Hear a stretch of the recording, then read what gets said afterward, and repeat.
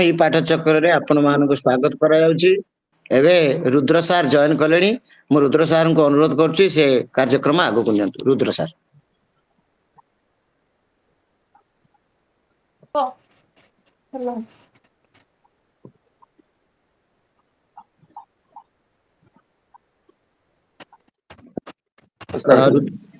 आज्ञा नमस्कार नमस्कार समस्त को कौन सी प्रा मोबाइल आज होता सर क्षमा करेंगे मोबाइल मोर हेई पन तो आरंभ करन sir sir sir sir sir क्या सर समस्त नमस्कार प्रथमे आपण समस्त क्षमा मागी नौजी मोबाइल रे मोर टिके असुविधा देला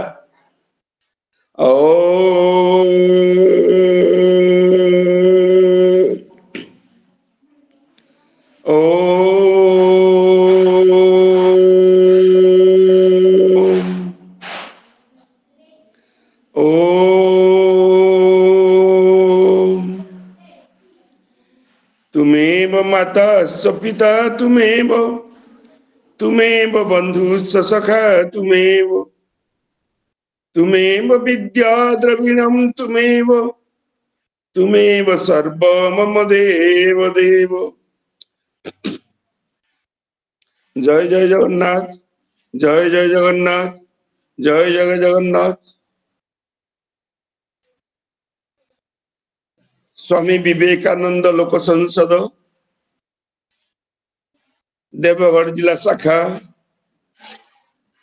गति स्थिति परिणति शीर्षक ई पाठचक्रमाला 43तम ई पाठचक्रमाला को ज्ञानी गुणी गुणग्राही विभु प्रेम पिपासु समस्त सज्जन को मोर भक्तिपूत प्रणाम।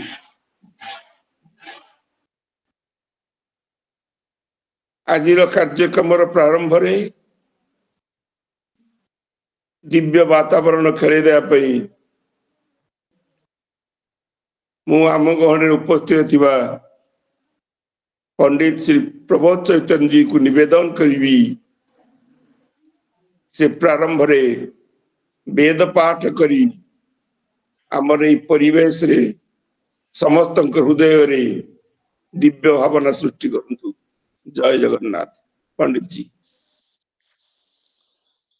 हरि ओम स्वस्ति न इंद्रो वृद्धस्रवाः स्वस्ति नः पूषा विश्ववेदाः स्वस्ति नस्तार्क्ष्यो अरिष्टनेमिः स्वस्ति नो बृहस्पतिर्दधातु प्रेखदस्वा मरुतः प्रश्निमातरः शुभं जाभानो विदधे कुजग्मयः अग्निजिह्वामनभः शूरचक्षसो विश्वे नो देवा अवतागमन्तिः भद्रं कर्णेभिः शृणुयाम देवा भद्रं पश्येमाक्षभिर्यजत्राः स्थिरैरङ्गैस्तुष्टुवागुंसस्तनो बिभ्यसेमहि देवहितं जदायुः शतमिन्नो शरदो देवा जतरा नक्षत्रा जरसन्तनो नाम पुत्रासो जत्र पितरो भवन्ति मा मध्यारिखता इन्द्रन्तोः अदितिर्द्यौरदितिरन्तरिक्षमदितिर्माता स पिता स पुत्रः विश्वे देवा अदितिः पञ्चजना अदितिर्जातमदितिर्जनित्वं द्यौः शान्तिरन्तरिक्षगुं शान्तिः पृथिवी शान्तिरापः शान्तिरोषधयः शान्तिः वनस्पतयः शान्तिर्विश्वे देवाः शान्तिर्ब्रह्म शान्तिः सर्वगुं शान्तिः शान्तिरेव शान्तिः सामा शान्तिरेधि जतो यतः समीहसे ततो नो अभयं कुरु सन्नः कुरु प्रजाभ्यो भयन्नः पशुभ्यः सुशान्तिर्भवतु।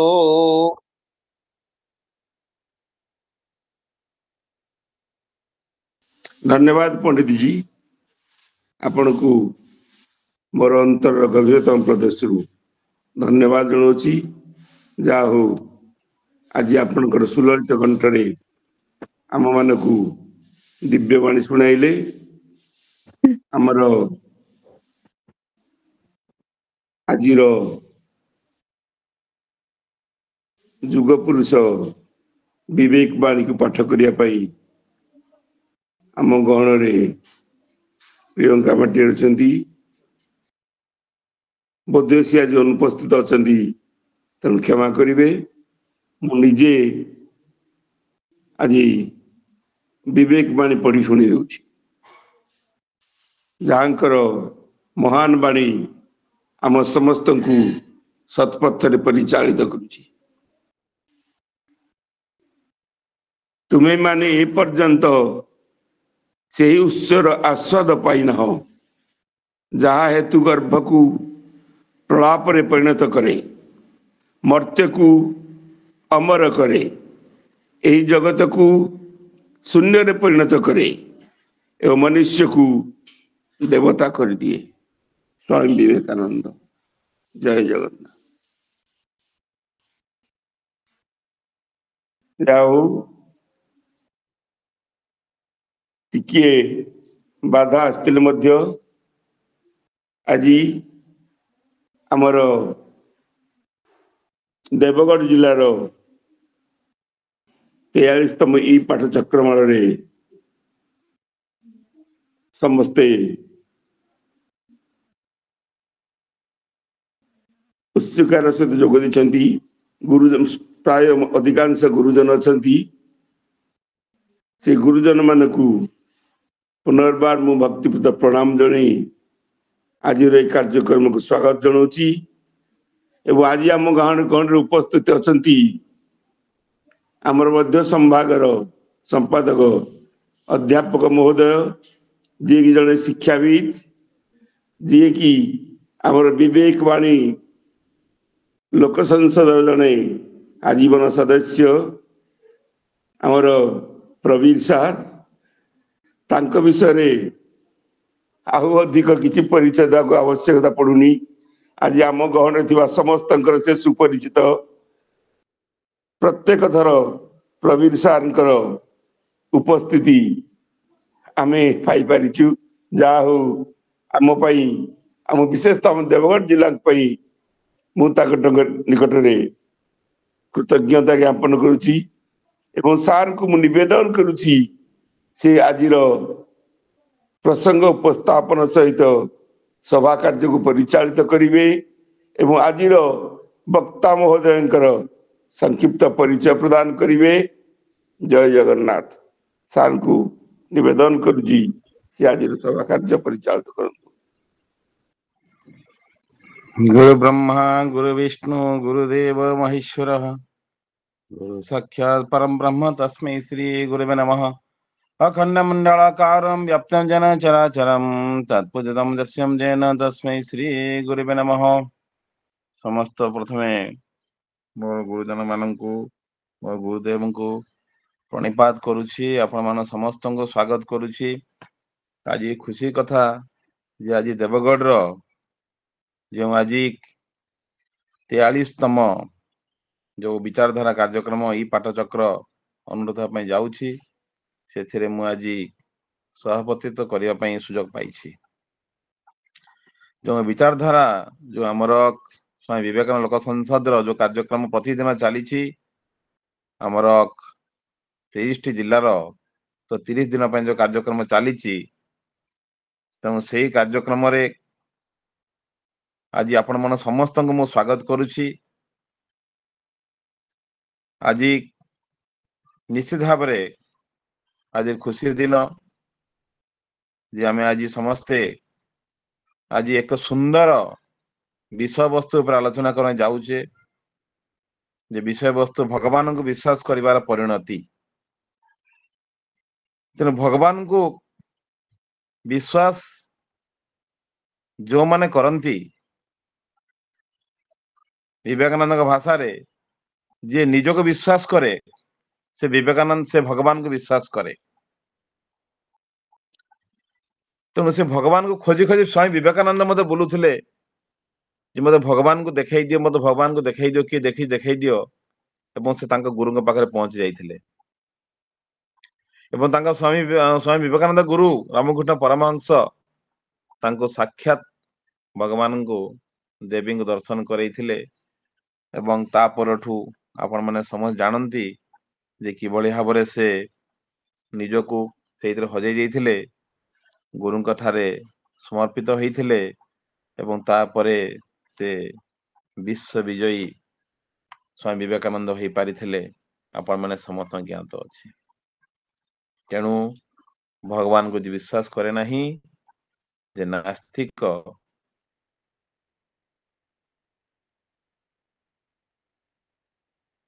ଯେ ବିଶ୍ୱାସ କରେ ନାହିଁ ସେ ନିଜକୁ ମତେ ବିଶ୍ୱାସ କରେ ନାହିଁ ବୋଲି ଗୁରୁଦେବ ଆମକୁ କହିଛନ୍ତି, ସ୍ୱାମୀ ବିବେକାନନ୍ଦ କହିଛନ୍ତି। ତେଣୁ ସେ ଯେ ସଂସ୍କୃତ ବିଶାରଦ ଶ୍ରୀଯୁକ୍ତ କୈଳାସ ଚନ୍ଦ୍ର ନନ୍ଦ ମହୋଦୟ, ମୁଁ ସଭାପତି ଭାବରେ ତାଙ୍କୁ ସ୍ୱାଗତ କରୁଛି। ସେ ଅନେକ ଥର ଆଲୋଚକ ଭାବରେ ଏବଂ ବକ୍ତା ଭାବରେ ଆମ ଦେବଗଡ଼ର ବିଭିନ୍ନ ସମୟରେ ଏ ବିଚାରଧାରା କାର୍ଯ୍ୟକ୍ରମ ଅଂଶଗ୍ରହଣ କରିଛନ୍ତି। ତେଣୁ ସେ ଜଣେ ସଂସ୍କୃତ ବିଶାରଦ, କେନ୍ଦ୍ରୀୟ ବିଦ୍ୟାଳୟ କଟକର ଜଣେ ପିଜି ଟିଚର ହିସାବରେ ସଂସ୍କୃତ ବିଭାଗରେ ସେ କାର୍ଯ୍ୟରତ। ତାଙ୍କର ଗଭୀର ଜ୍ଞାନ ରହିଛି, ଗଭୀର ପ୍ରବେଶ ରହିଛି। କେବଳ ସଂସ୍କୃତ ବିଷୟ ଉପରେ ନୁହେଁ, ଆମର ସମସ୍ତ ଯେ ପୁରାଣ ଶାସ୍ତ୍ର ବେଦ ସବୁଥିରେ ତାଙ୍କ ଗଭୀର ପାଣ୍ଡିତ୍ୟ ରହିଛି। ସକାଳେ ଚାଲିଥିବା ଆମର ସେ ଯୋଉ ପ୍ରାତଃ ସ୍ମରଣ କାର୍ଯ୍ୟକ୍ରମ ମଧ୍ୟ ଅନେକ ଥର ସେ ଆସି ସବୁଥିରେ ଯୋଗ ଦିଅନ୍ତି, ଅନେକ ଥର ମଧ୍ୟ ଆସି ସେ କାର୍ଯ୍ୟକ୍ରମ ପରିଚାଳନା କରିଛନ୍ତି। ତେଣୁ ଆମର ପାଇଁ ସେ ନୂଆ ନୁହନ୍ତି, ଜଣେ ପୁରୁଣା ଆମର ଭାଇ। ତେଣୁ ସେ ଆଜି ଆଲୋଚକ ଭାବରେ ଭଗବାନଙ୍କୁ ବିଶ୍ୱାସ କରିବା ପରିଣତି ବିଷୟରେ ସେ ଆଲୋଚନା କରିବେ। ଆଉ ସମୟକୁ ଆମେ ଅପଚୟ କରିବା ନାହିଁ। ତାଙ୍କର 40 ମିନିଟ ଧରି କାର୍ଯ୍ୟକ୍ରମକୁ ଆମେ ଆଗେଇ ନେବା। ତେଣୁ ମୁଁ ଭାଇଙ୍କୁ ଅନୁରୋଧ କରୁଛି, କୈଳାସ ଚନ୍ଦ୍ର ନନ୍ଦ ଭାଇଙ୍କୁ, ସେ ତାଙ୍କର ବକ୍ତବ୍ୟ ପ୍ରସ୍ଥାନ କରିବେ। ତା ପୂର୍ବରୁ ରୁଦ୍ର ଭାଇଙ୍କୁ ଧନ୍ୟବାଦ ଦେବି ସେ କାର୍ଯ୍ୟକ୍ରମ ସମ୍ପାଦନ କରିଥିବାରୁ। କୈଳାସ ନନ୍ଦ ସାର୍, ଆପଣ କାର୍ଯ୍ୟକ୍ରମକୁ ଆରମ୍ଭ କରନ୍ତୁ ବକ୍ତବ୍ୟ। ଶ୍ରୀଯୁକ୍ତ କୈଳାସ ଚନ୍ଦ୍ର ନନ୍ଦ ସାର୍।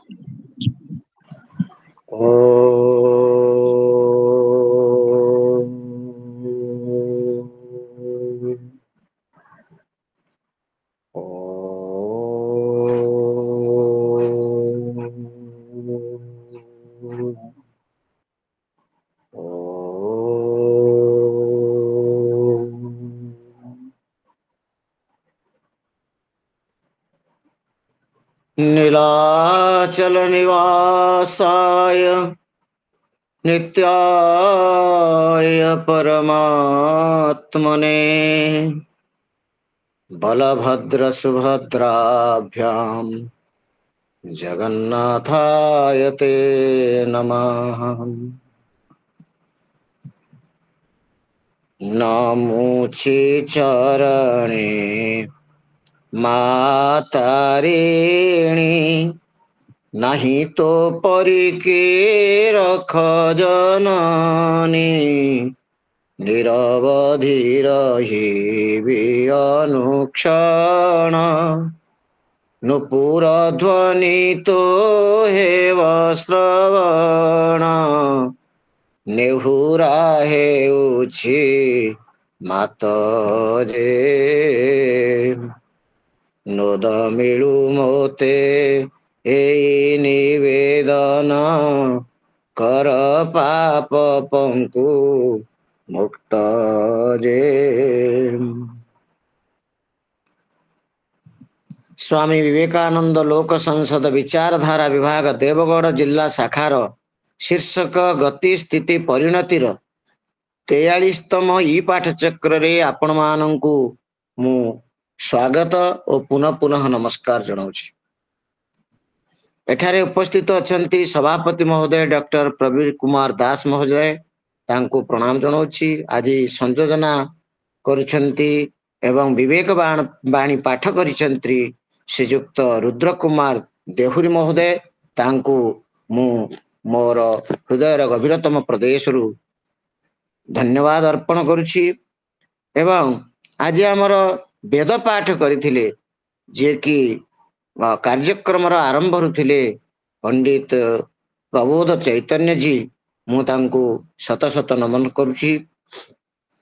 ଧନ୍ୟବାଦ ଅର୍ପଣ କରିବେ ଶ୍ରୀଯୁକ୍ତ ହୃଷିକେଶ ପ୍ରଧାନ, ତାଙ୍କୁ ନମସ୍କାର। ଏଠାରେ ଉପସ୍ଥିତ ଅଛନ୍ତି ଆମର ବଡ଼ ଭଉଣୀ ଜୟଶ୍ରୀ ଷଡ଼ଙ୍ଗୀ ମହାଶୟା ଏବଂ ଆମର ଆବାହକ ଚିତ୍ତରଞ୍ଜନ ନାୟକ ମହୋଦୟ। ଯଦ୍ୟପି ଆଜି ଉପସ୍ଥିତ ନାହାନ୍ତି ଆମର ବର୍ଷିୟାନ ସଦସ୍ୟ ଏବଂ ସବୁ କାର୍ଯ୍ୟକ୍ରମରେ ଯେ ଉପସ୍ଥିତ ଥାନ୍ତି ସେ ହେଉଛନ୍ତି ଶଙ୍କର୍ଷଣ ଶତପଥୀ, ତାଙ୍କୁ ମୋର ପ୍ରଣାମ। ଏଠାରେ ଉପସ୍ଥିତ ଅଛନ୍ତି ସୁଧୀର ରଞ୍ଜନ ସାର୍, ଦେବେନ୍ଦ୍ର ବିଜୟ ସାର୍ ଏବଂ ମୋର ବଡ଼ ଭାଇ ଓ ଭାଉଜ ଏବଂ Nivedita madam, Mishra sir, Khamari sir, Arun sir, Daitari ଦ୍ୱିବେଦୀ sir, Hare Krishna sir, Nirmala madam, Vivekananda Thakur sir, Santosh sir, Sricharan Das sir ଏବଂ ଚିନ୍ମୟ ସାର୍, ଆଉ ଏଠାରେ ସମସ୍ତ ଦିବ୍ୟାତ୍ମା ମାନଙ୍କୁ ମୋର ପ୍ରଣାମ ଜଣାଉଛି। କୁହାଯାଏ ଜଡ଼ ଚେତନ ଜଗ ଜୀବଜତ सकल राममय जानी बंदौ सबके पद कमल सदा जोरी जुग पानी। आपण मानंकु श्रीरामंकर सत्ता बा श्रीराम बोली भावी आपण मानंकु प्रणाम करुछि। आज आम मानंकर एई विषय वस्तु रही कौन ना भगवान को विश्वास करिवार परिणति। जदि आमे भगवान को विश्वास करिवा तेबे आम जीवन रे कौन विशेष लाभ हेब एवं जदि विश्वास न करिवा तेबे आम जीवन रे कौन हानि हेब। ए विषय रे यार पूर्व पाठचक्र रे 42तम पाठचक्र रे आमर विषय थिला भगवत सत्तारे अविश्वासर परिणति। तेणु मु भाविली जे भगवत सत्तारे अविश्वासर परिणति एर ठीक विपरीत हेउची भगवत सत्तारे विश्वासर परिणति। आमे माने जो माने यही पाठचक्र रे 42तम पाठचक्र रे थिले से माने जानिछंती, जो माने नथिले सेमानंक उद्देश्य रे कहूची जे माता सती जे कि भवानी पर जन्म रे भवानी रूप रे आसिले, से माता सती प्रभु श्री शिवं को प्रभु श्री राम को अविश्वास करथिले। तांकर जो से धरापृष्ठ को जो अवतरण करथिले भगवान श्री राम, तांको उपरे तांकर संदेह हेतिला, जहा फल रे से प्रभु शिवं को मंकर वाक्य को मध्य श्रवण करि नथिले। शेष रे एई अवस्था हेतिला जे सतींकर देह योगाग्नि रे भस्म होइतिला। सती सती योग विसृष्ट देहा तंग जन्मने शैलवधुम प्रपेदे। तेणु से अंतिम पर्याय रे से योगाग्नि रे झास देले एवं यदि आमर साधारण भाषा रे आमे कहवा माता सती मृत्युवरण करथिले। काहेकि ना से भगवान को अविश्वास करथिले। तेणु यदि भगवान को अविश्वास कले मृत्यु मध्य हेई पारे, तेबे भगवान को विश्वास कले कौन हो ना गोटे हेला जे आपण माने गोटे मंत्र सब बेले प्राय सुनती जे कोनोसी जगह उच्चारित हुए, लाभस्तेषां जयस्तेषां कुतस्तेषां पराजयः येषाम् इन्दिवरस्याम हृदयस्थो जनार्दन। कहउचंती भगवान जो मानकर हृदय रे वास करंती, को भली भगवान तांकर एठी नाम दिया होची जनार्दन। जनै अर्द्यते इति जनार्दन। तार अर्थ होची जन माने लोक माने जहांक पाखरे जाई मागंती। आपण मागी कहंती हमर जगन्नाथଙ୍କ पाखरे मागिबी तो जगन्नाथଙ୍କ पाखरे मागिबी, आउ न मागिबी तो आउ का पाखरे मागिबी नहीं, मागिबी तो सेई बड़ ठाकुर पाखरे मागिबी। तेणु लाभस्तेषां जयस्तेषां। तेणु ये जो जनार्दन नामटी हैला जनै अर्द्यते, जन लोक मानक द्वारा जे प्रार्थित हुअंती, अर्थात लोक माने जाको प्रार्थना करंती।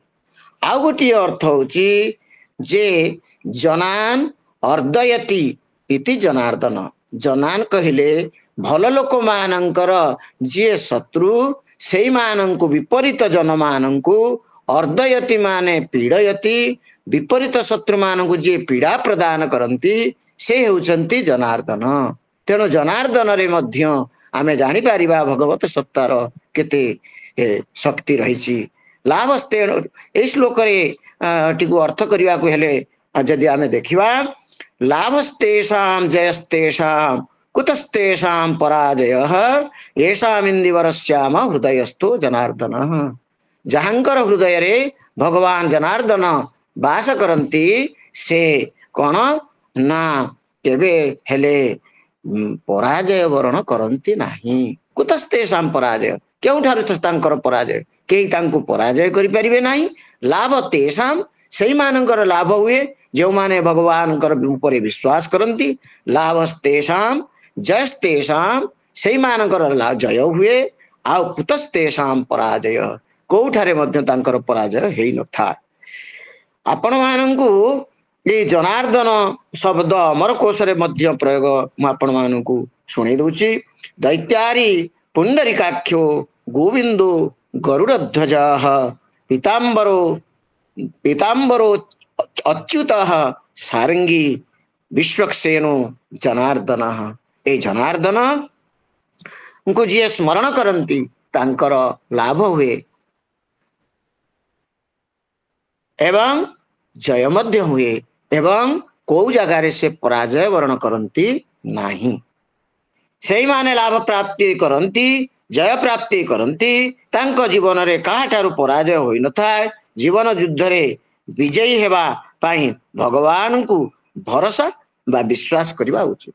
ଆମେ ଯଦି ଭଗବାନଙ୍କୁ ଭରସା କରିବା, ଆମେ ଯଦି ଭଗବାନଙ୍କୁ ବିଶ୍ୱାସ କରିବା, ତେବେ ଜୀବନରେ ଆମେ ନିଶ୍ଚିତ ଭାବରେ ଜୟଯୁକ୍ତ ହେବା। ଆମର ଜୀବନ ପଥ କୁସୁମିତ ହବ, ଆମର ଜୀବନ ପଥ ସୁଗମ ହେଇଯିବ। ତେଣୁ ସୁନ୍ଦର ଭାବରେ କୁହାଯାଏ, ये जीवन बीत जाएगा, ये जीवन बीत जाएगा, तुझे धोखा नहीं होगा, भरोसा कर तू ईश्वर पर, तुझे रोना नहीं होगा, भरोसा कर तू ईश्वर पर। यदि आमे भगवान को पर भरोसा करिवा तेबे आमे कौन हवा ना आम सहित धोखा हब नहीं, तुझे धोखा नहीं होगा। आउ कौन हबनी ना तुझे रोना नहीं होगा, आउ तुमको कांदिवा को पड़िबो नाही। काहे कांदिवा को पड़िबो नाही? कारण भगवान कहंती अनन्याश्चिन्तयन्तो माम ये जना पर्युपासते तेषां नित्याभियुक्तानां योगक्षेमं वहाम्यहम्। ମୁଁ ସେମାନଙ୍କର ସବୁ କିଛି ବହନ କରି ମୁଁ ତାଙ୍କୁ ଅପ୍ରାପ୍ତ ବସ୍ତୁ ପ୍ରାପ୍ତ କରାଏ ଏବଂ ଦେଉଥିବା ଏବଂ ଦେଇଥିବା ବସ୍ତୁର ମଧ୍ୟ ସଂରକ୍ଷଣ କରେ। ତ ତେଣୁ ଆମେ ବିଶ୍ୱାସ କରିବା ଭଗବାନଙ୍କ ଉପରେ। ଯଦି ଭଗବାନଙ୍କ ଉପରେ ବିଶ୍ୱାସ ପାଇଁ ଆମର ଇଚ୍ଛା ନ ହୁଏ, ଅର୍ଥାତ୍ ଯଦି ଆମର ଭଗବାନଙ୍କ ଉପରେ ବିଶ୍ୱାସ ନ ହୁଏ ନା କଣ ସେ ଗୋଟେ ସୁନ୍ଦର କହୁଛନ୍ତି, ନିଶ୍ୱାସେ ନାହିଁ ବିଶ୍ୱାସ यदा कदा रुद्धो भविष्यति अतः कीर्तनियम बाल्याधरे नामैव केवलम। कहते जे निश्वास रे विश्वास नहीं, आज मु अच्छी काली सकाळु जे मु रहिबी एथिरे कोनोसी ग्यारंटी, एथिरे कोनोसी जने कहि परिबो नाही जे मु आज अछि माने काली अछि। आपण माने महाभारत प्रसंग सुनिचंती, समय स्वल्पता दृष्टि से प्रसंग को जाउनी, खाली कहि दउची जे महाभारत मध्य से वर्णना अच्छी भीम एवं युधिष्ठिर भितर युधिष्ठिर काली को दान दवा को कही, किंतु भीम सांगे सांगे कहते भाई काली पर्यंत आम बंचा तो तेणु दान आज देवा दरकार, कारण काली की किए देखी। तेणु ये हूँ महाभारत प्रसंग। तेणु निश्वास नहीं विश्वास, निश्वास उपरे आमर भरोसा नहीं। आम आज अच्छा काली की रहा कि ना, जीवन को कियवा भरोसा, आज अच्छी काली की नहीं, जीवन को कियवा भरोसा, आज अच्छी काली की नहीं, सुख को करी निजर ଦୁଃଖକୁ କରି ନିଜର, ସୁଖକୁ କରି ନିଜର, ଦୁଃଖକୁ କରି ନିଜର, ଆସ ଥରେ ଭଲ ପାଇ ଜୀବନର ଗୀତ ଗାଇ ବଞ୍ଚି ଯିବା ଆଜିକ ପାଇଁ। ଜୀବନକୁ କିଏ ବା ଭରସା, ଆଜି ଅଛି କାଲି କି ନାହିଁ। ଆଜି ଅଛନ୍ତି କାଲି କି ରହିବା କି ନାହିଁ। ତେଣୁ ଆସନ୍ତୁ ଆଜିର ଏଇ ଜୀବନକୁ ବଞ୍ଚିବା, ଭଲ ପାଇ ବଞ୍ଚିବା। କାହାକୁ ଭଲ ପାଇବା? ସେଇ ପରମେଶ୍ୱରଙ୍କୁ ଭଲ ପାଇବା, ସେଇ ଈଶ୍ୱରଙ୍କୁ ବିଶ୍ୱାସ କରିବା, ସେଇ ଈଶ୍ୱରଙ୍କ ଠାରେ ଭରସା କରିବା। ତେବେ ଆପଣମାନଙ୍କୁ ଆଜି ଗୋଟିଏ ପ୍ରସଙ୍ଗ ଶୁଣେଇବି।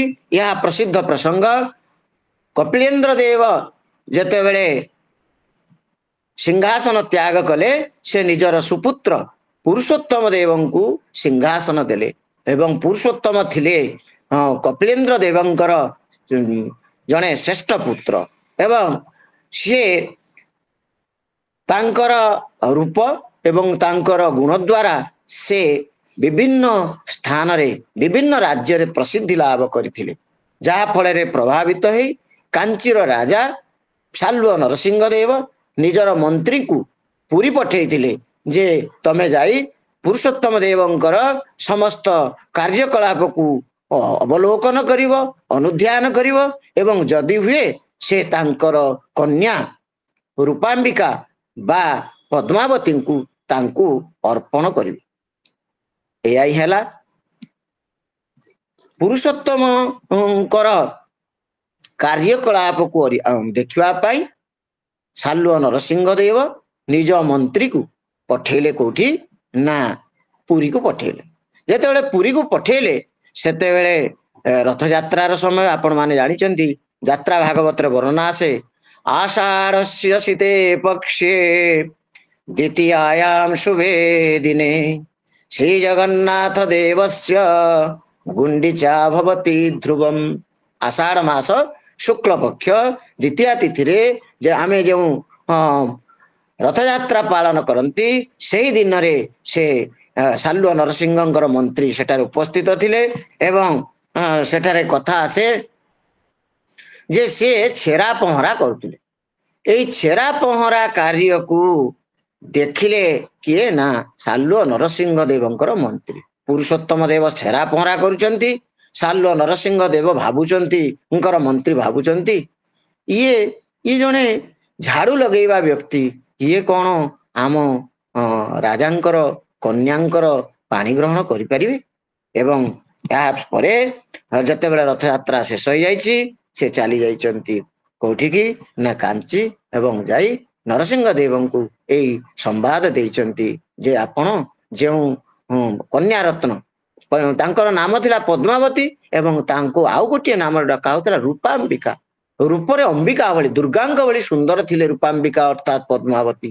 ଆପଣ ଏତେ ସୁନ୍ଦର କନ୍ୟାକୁ ଏଇ ଜଣେ ଯିଏ ଝାଡୁଦାର, ଯିଏ ଆପଣଙ୍କର ଝାଡୁ ଧରି ରଥ ସଫା କରୁଛି, ସେଇ ରାଜାକୁ ଆପଣ କଣ ଦେବେ?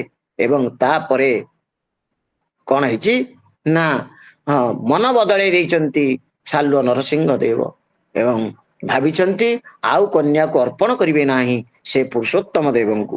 ତେଣୁ ସେ ଏଇ କଥା ଖବର କରିଦେଇଛନ୍ତି, ଜଣେଇ ଦେଇଛନ୍ତି ପୁରୁଷୋତ୍ତମ ଦେବଙ୍କୁ। ପୁରୁଷୋତ୍ତମ ଦେବ ଏଥିରେ କ୍ଷୁବ୍ଧ ହେଇ କଣ କରିଛନ୍ତି ନା ଯୁଦ୍ଧ ଯାତ୍ରା କରିଛନ୍ତି କାଞ୍ଚି ଅଭିମୁଖେ। ଏବଂ ଏଇ ଯୁଦ୍ଧ ଯାତ୍ରାରେ ପରାଜୟ ବରଣ କରିଛନ୍ତି ପୁରୁଷୋତ୍ତମ ଦେବ। ଏବଂ ପରାଜୟ ବରଣ କରିବା ପରେ ବନ୍ଦୀ ମଧ୍ୟ ହେଇଛନ୍ତି। କିନ୍ତୁ ସାଲୁଅ ନରସିଂହ ଦେବଙ୍କର ପତ୍ନୀ ରାଣୀ ଏବଂ ରୂପାମ୍ବିକାଙ୍କର ଅନୁରୋଧ କ୍ରମେ ପୁରୁଷୋତ୍ତମ ଦେବଙ୍କୁ ବନ୍ଦୀମୁକ୍ତ କରିଦିଆଯାଇଛି। ପୁରୁଷୋତ୍ତମ ଦେବ ଫେରିଛନ୍ତି ନିଜ ରାଜ୍ୟକୁ, ଓଡ଼ିଶାକୁ। ମନ ଭିତରେ ତାଙ୍କର ଅନେକ ଦୁଃଖ। ଏଇଠି ଗୋଟିଏ ପ୍ରସଙ୍ଗ ଆପଣ ମାନଙ୍କୁ କହିବାକୁ ଚାହେଁ, ସେଇଥିପାଇଁ ପ୍ରସଙ୍ଗ ଟିକେ ଆଣିଛି ଯେ ଯେତେବେଳେ ପୁରୁଷୋତ୍ତମ ଦେବ ଶୁଣିବାକୁ ପାଇଥିଲେ ଯେ ତାଙ୍କୁ କନ୍ୟା ଅର୍ପଣ କରିବେ ନାହିଁ ନରସିଂହ ଦେବ, ସାଲୁଅ ନରସିଂହ ଦେବ, ସେ ନିଜର ବଳରେ ଅଭିମାନରେ ସେ ସାଲୁଅ ନରସିଂହ ଦେବଙ୍କୁ ପରାଜୟ କରିବେ ବୋଲି ମନ ଭିତରେ ସ୍ଥିର କରିଥିଲେ। सुंदर भाव कहा जाए, किया अभिमान तो फिर मान नहीं पाएगा, होगा प्यारे वही जो श्री राम जी को भाएगा। फल आशा छोड़ शुभ काम करते रहिए, जाहे विधि राखे राम ताहे विधि रहिए। साल्व नरसिंह देव को जेतेबेले पुरुषोत्तम देव कौन करिसंती युद्ध करने को जाइछंती, सेतेबेले से निजर उपरे भरोसा करिसंती, से भगवान जगन्नाथ को विश्वास करि नाहंती बा जगन्नाथ को पाखरे प्रार्थना करि नथिली। जे भगवान को ठारे भरोसा करे ना, भगवान को विश्वास करे ना, से जीवन युद्ध रे कौन विजय लाभ करि परिबो, सेहिति पई से हारि जाइथिले। तेणु भगवान को विश्वास करिवा दरकार। एवं तापरे से बुझी पारिथिले भगवत गीतार से श्लोक, यत् करोषि यद स्नासि यद जुहोषि ददासि यत् यत् तपस्यसि कौन्तेय तत् कुरुष्व मदर्पणम। हे अर्जुन, भगवान कहउचंती हे अर्जुन, यत् करोषि जहा करूछ, यद स्नासि जहा खाउछ, यद जुहोषि जहा यज्ञ करूछ, यद ददासि जहा देउछ, यद तपस्यसि जहा तपस्या करूछ, हे कौन्तेय हे अर्जुन तत्तु कुरुष्व मदर्पणम, ता मते अर्पण करी कर। एई भावना जेतेबेले पशि जाइछि का मनरे ना पुरुषोत्तम देवंक मनरे आसी जाइछि, से शरण नैछंती भगवान को जगन्नाथ पाखरे निजर निवेदन शुणाइछंती, हे प्रभु डाकी कहुछि मन गोविंद भज, डर दूर जंजाल जाऊ तोर हृदय, डेरी थांति श्रवण भक्त डाकू, डंगा जेने जल रे चाहे कूलकू। आपण माने जानिथिबे केते सुंदर पद भक्त चरण दास लिखिचंती, डाकी कहूची मन गोविंद भज, डर जंजाल जाऊ तोर हृदय, तोर सबु ए संसारिक दुख दूर हो जाऊ, तोर डर दूर हो जाऊ, काहेकि ना डेरी थांती श्रवण भक्त डाककू। भगवान भक्तर डाककू श्रवण डेरी थांती। केते सुंदर उदाहरण देखुचंती आपण, सुंदर उदाहरण टी कहउचंती आपण माने जानिचंती केते सुंदर उदाहरण कौन ना, आपण माने जदि नदी रे केबे डंगा पार होतबे, जने नाउरिया जदि डंगा नै कि जाउची कूल छाड़ी देछि, ए समय आपण माने देखिबे जने कूल रे आसी डाकिला मते टिके भाई पारी कर दियो। आपण माने अनुभव करथिबे नाउरिया कोन करे, डंगा टिकी पुणी कूल को आनी से लोक जन को बसई आउ थरे चाले।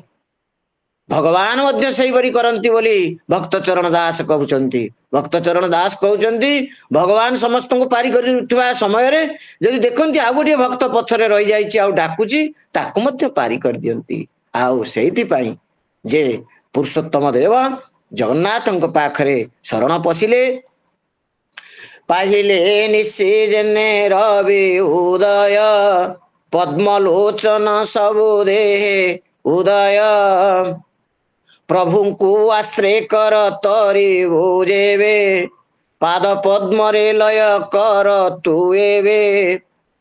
कहले पाद पद्म रे टिके लय कले आमे प्रभु को पाई परिबा, आमर सब प्रकार दुख दूर हो जीव। तेणु शरण गले पुरुषोत्तम देव श्री जगन्नाथ पाखरे गोटे कथा कह जाए, सर्वेषामपि क्षेत्राणाम राजा श्री पुरुषोत्तम, सर्वेषामपि देवानाम राजा श्री पुरुषोत्तम। मो मनरे गोटे आसीगला आ गोटे जोड़िबा पाई, सर्वेषामपि राजा नाम राज्ञाम श्री पुरुषोत्तम। एटी तीन जन पुरुषोत्तम, गोटे होचंती बड़ देवता जगन्नाथ पुरुषोत्तम, गोटे क्षेत्र पुरुषोत्तम, आउ गोटे राजा पुरुषोत्तम। से तीन पुरुषोत्तम यही जो गोटे पुरुषोत्तम राजा पुरुषोत्तम मन भीतर जो अभिमान थिला, जेतेबेले अभिमान कटिगला जगन्नाथ पाखरे शरण गले, जगन्नाथ तांकु स्वप्नादेश कले, कहले पुरुषोत्तम देव तमे डर नाही, तमे कांची अभिमुखे यात्रा कर, एथर तमर विजय हब। जो कथाटी आमर विषय वस्तु अच्छी जदि आम भगवान को विश्वास करिबा जब भगवान पाखे शरण पशिबा ताले आमर विजय सुनिश्चित आमे जीवन यात्रा रे हारिबा नहीं कह जाए सत्य परेशान हो सकता है पराजित नहीं जो माने सत्यर रास्ता रे चलती से माने जीवन रे टिके थकी जाती टिके कष्ट पाती किंतु हारती नहीं से भगवान जगन्नाथ सूचित करदेले पुरुषोत्तम देव को कहले कौन ना तमे गोविंद भंज को केन्दुझर राजा त्रिलोचन भंजंकर पुओ गोविंद भंज जी जगन्नाथ परम भक्त से रोते बड़दाण्ड गोटे छोटिया कुटीर भितर कहले सेनापति करी तमे कांची अभिमुखे यात्रा कर गोपबंधु दास उत्कलमणि गोपबंधु दास लिखती अमित विक्रम श्री पुरुषोत्तम क्षत्रकूल ध्रुम केतु तब नाम आज उत्कल समाज जातीय गौरव हेतु पुरुषोत्तम देव जयलाभ करथिले यह उत्कलर विजय थिला यह उत्कलर विजय थिला कांची ठारू तेणु यही अमित विक्रम श्री पुरुषोत्तम यह होचंती गौरव लाभ करथिले एवं उत्कलर गौरव को बढ़ाइथिले तेणु गाए जन श्रुति अतुल विभूति अनुपम भक्ति तव जार बळे निजे हेले रण विजय सैनिक रूपे केशव केशव भगवान जगन्नाथ सैनिक रूप में विजय गले कोठी विजय हेले कांची राज्य को जय करने पाई आपण माने जानिचंती ए जो जगन्नाथ बलभद्र जगन्नाथ जाउथिले धड़ा घोड़ारे एवं बलभद्र जाउथिले कला घोड़ारे से माने बाटरे तांकु पिपासा लागिला तांकु शोष लागिला से तृषा मेंटाइबा पाई पहुंचले माणिक पाखरे माणिक गौडुणी दही बिकुथला से माणिक गौडुणी पाखरु दही पीवा परे से जेतेबेले पैसा मागिला कौड़ी मागिला सेतेबेले भगवान का पाखरे किछि नथिला बलभद्र बुझेई देइथिले जगन्नाथ बुझेई देइथिले जे पछरे गोटे लोक आसीबो राजा आसीबो ता पाखरु नै जीव न मानिबारु शेषरे से निजर जगन्नाथ निजर रत्न मुद्रिका प्रदान करथिले काहाकू ना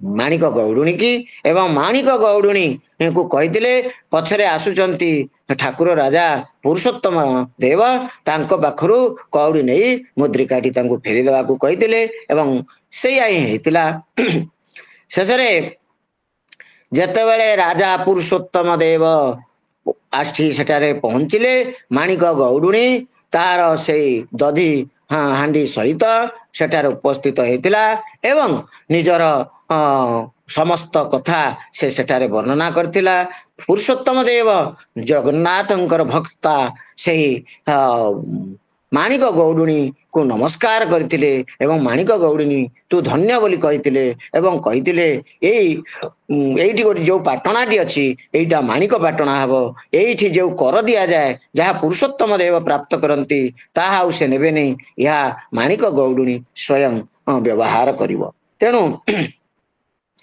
जिंदगी की डोर सो हाथ दीनानाथ के महलों में राखे चाहे झोपड़ी में वास दे जिंदगी की डोर सो हाथ दीनानाथ के महलों में राखे चाहे झोपड़ी में वास दे धन्यवाद निर्विवाद राम राम कहिए जाए विधि राखे राम ताए विधि रहिए सीताराम सीताराम सीताराम कहिए जाहि विधि राखे राम जाताए विधि रहिए भगवान कर नाम नेउथिबा एवं आमर कर्म कर जाउथिबा या परे कांची विजय को बाहरी गल जाइथिले पुरुषोत्तम देव आपण माने प्रसंग सुनिचंती सेठारे से सालुआ नरसिंह देव को पराजित कले ପରାଜିତ କରିବା ପଛରେ ମଧ୍ୟ ଆଉ ଜଣ ଭକ୍ତଙ୍କର ଥିଲା ସେଠି ହାତ। ସେ ହେଉଛନ୍ତି ଆପଣ ମାନଙ୍କୁ ମୁଁ ସୂଚନା ଦେଇଥିଲି କେନ୍ଦୁଝର ରାଜା ତ୍ରିଲୋଚନ ଭଞ୍ଜଙ୍କର ପୁଅ ଗୋବିନ୍ଦ ଭଞ୍ଜ।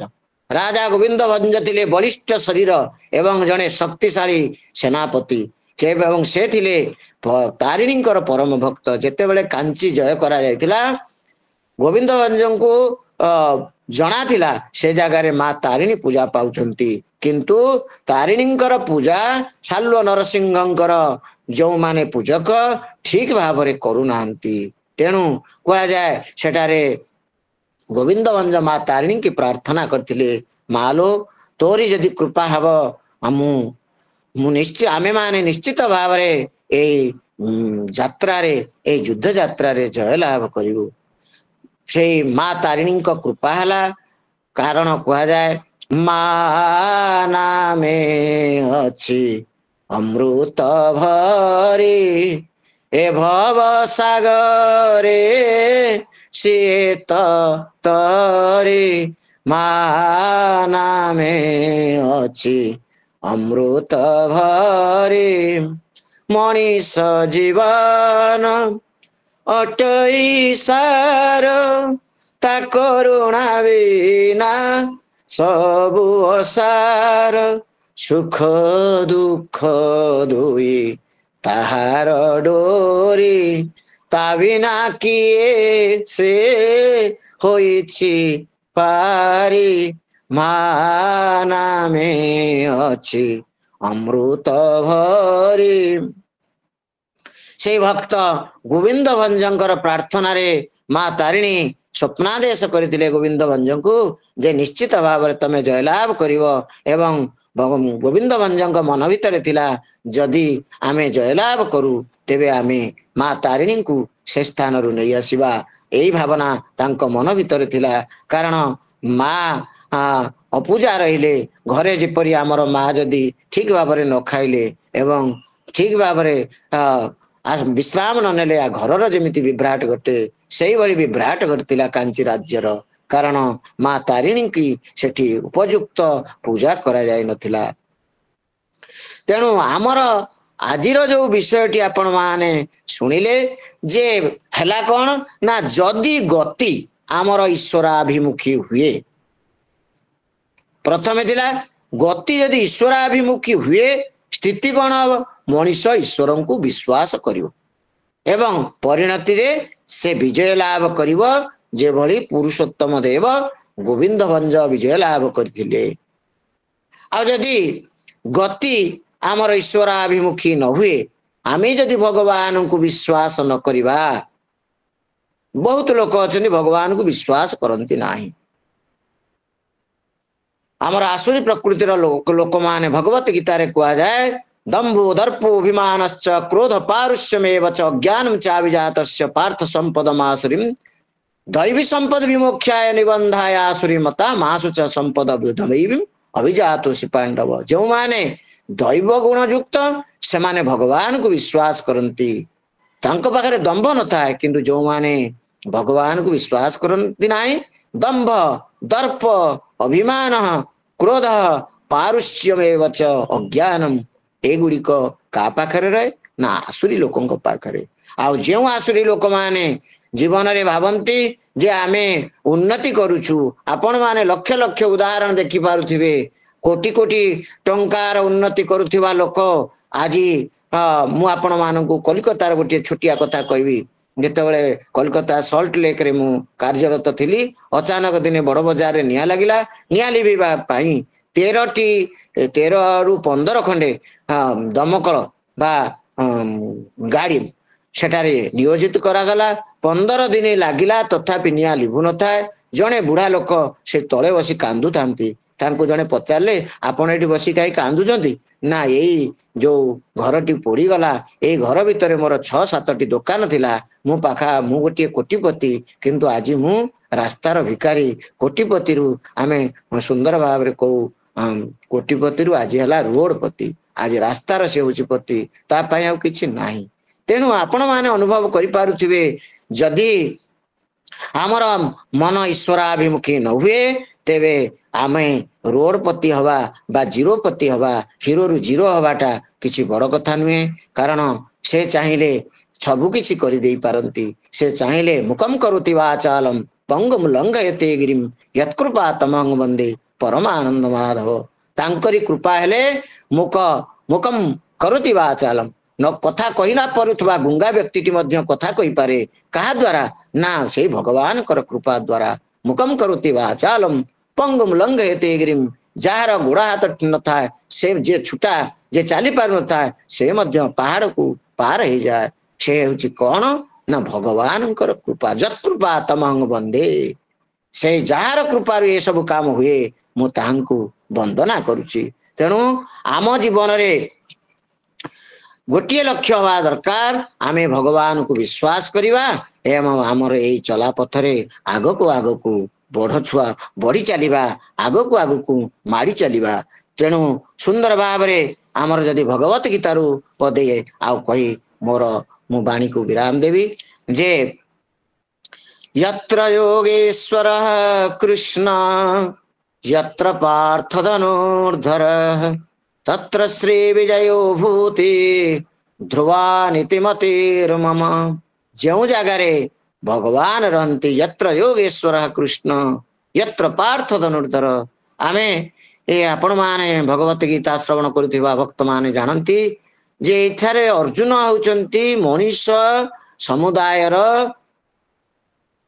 ପ୍ରତୀକ, ଅର୍ଥାତ୍ ମଣିଷ ସମୁଦାୟର ପ୍ରତିନିଧି। ଏଠାରେ ଅର୍ଜୁନ ହେଉଛନ୍ତି ଆମମାନଙ୍କର ପ୍ରତିନିଧି। ଅର୍ଜୁନ ଛଳରେ ଆମମାନଙ୍କୁ ଶିକ୍ଷା ଦିଆଯାଇଛି, ଆମମାନଙ୍କୁ କୁହାଯାଇଛି, ରେ ମଣିଷ, ତୁ ଯଦି ଭଗବାନଙ୍କ ନିକଟତର ହବୁ, ଭଗବାନଙ୍କୁ ବିଶ୍ୱାସ କରିବୁ, ଯତ୍ର ଯୋଗେଶ୍ୱର କୃଷ୍ଣ, ଯୋଉଠି ଯୋଗେଶ୍ୱର କୃଷ୍ଣ ଅଛନ୍ତି ସେଇଠି ଯଦି ମଣିଷ ରହିବ, ଯତ୍ର ଯୋଗେଶ୍ୱର କୃଷ୍ଣ ଯତ୍ର ପାର୍ଥ ଧନୁର୍ଧର, କିଭଳି ମଣିଷ? ଭଗବାନଙ୍କୁ ବିଶ୍ୱାସ କରୁଥିବା ମନୁଷ୍ୟ। ଯତ୍ର ଯୋଗେଶ୍ୱର କୃଷ୍ଣ ଯତ୍ର ପାର୍ଥ ଧନୁର୍ଧର ତତ୍ର ଶ୍ରୀ, ସେଇଠାରେ ଶ୍ରୀ, ସେଇଠାରେ ଶୋଭା ଆଉ ବିଜୟ, ସେଇଠାରେ ବିଜୟ।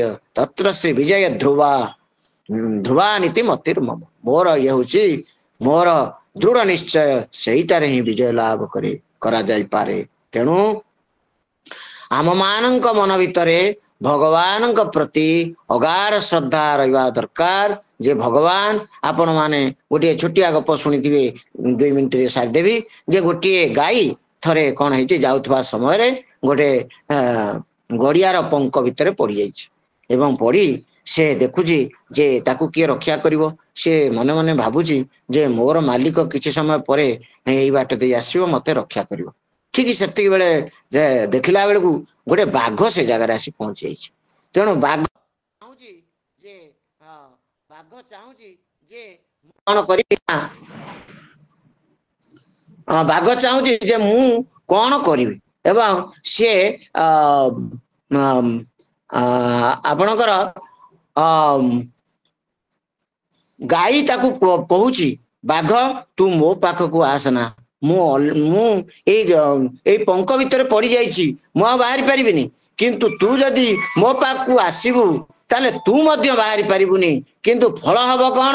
କିଛି ସମୟ ପରେ ମୋ ମାଲିକ ଆସିବ, ତତେ ମାରିଦବ ଆଉ ମତେ ନେଇ ପଳେଇବ, ମତେ ଉଦ୍ଧାର କରିବ ଆଉ ତତେ ମାରିଦବ। ତେଣୁ ମୁଁ ତତେ କହୁଛି ମୋର ମାଲିକ ଅଛି, ତୋର ମାଲିକ ନାହିଁ। ସେମିତି ଯୋଉ ମଣିଷର ମାଲିକ ଅଛି, ଯେଉଁ ମଣିଷର ଭଗବାନ ଅଛନ୍ତି, ସେ ନିଶ୍ଚିତ ଭାବରେ ଯୁଦ୍ଧରେ ବିଜୟ ଲାଭ କରିବ, ଏଥିରେ ସନ୍ଦେହ ନାହିଁ।